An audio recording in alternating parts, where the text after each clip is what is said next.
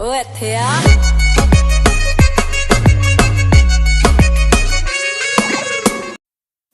गे देखे छो एक ना मरवार गराय छो गे बियाह हो तो गे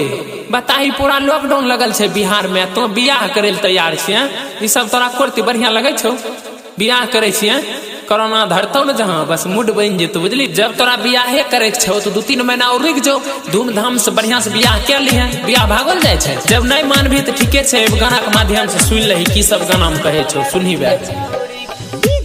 डीजे करण राज डीजे करण राज डीजे लॉकडाउन में बियाह कर बिगे छौरी कोरोना वायरस धरत होगे लॉकडाउन में बियाह कर बिगे छौरी कोरोना वायरस धरत होगे अंता वायरस धरत होगे कोरोना वायरस धरत होगे लॉकडाउन में बियाह कर बिगे रनिया कोरोना वायरस धरत होगे लॉकडाउन में बियाह कर बिगे जुलिया कोरोना वायरस धरत होगे सिंगिंग डीजे राजा Hindustan DJ Karan Kumar DJ Karan Kumar DJ Karan Kumar DJ Karan Kumar Modi ji कईने छयालन ओई पर रखी है ताहू ध्यान गे छौरी रखी है ताहू ध्यान नीतीश जी कईने छयालन ओई पर रखी है ताहू ध्यान गे रनिया रखी है ताहू ध्यान तपिया बाके संग में करबी किस खारा बजैतो 2021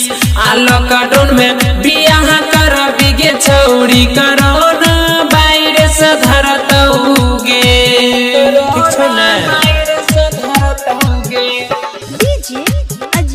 देखे छी न्यूजर में दैत रहे छै न्यूजर नहीं देखे छी गे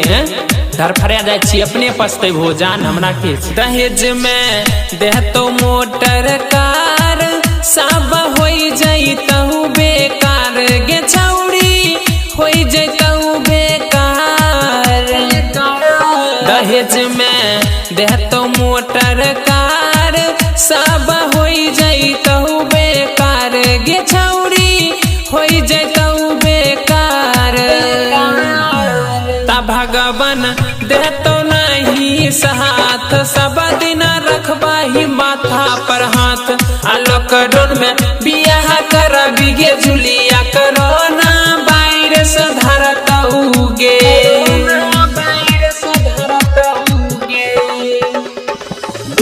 DJ Karan song DJ DJ Karan song DJ DJ social distance के कराबी उल्लंघन तोहर टूट जाई तो सब बंधन गे छौरी टूट जैतो सब बंधन सोशल डिस्टेंस के कराबी उल्लंघन तोहर टूट जाई तो सब बंधन गे छौरी टूट जैतो सब बंधन कहे छौ राजा हिंदुस्तानी तानी बच के रही है गे लॉकडाउन में बियाह कर बिगे छौरी कोरोना वायरस धरत होगे ठीक छौ बच के रही है देखे छी पूरा लॉकडाउन पर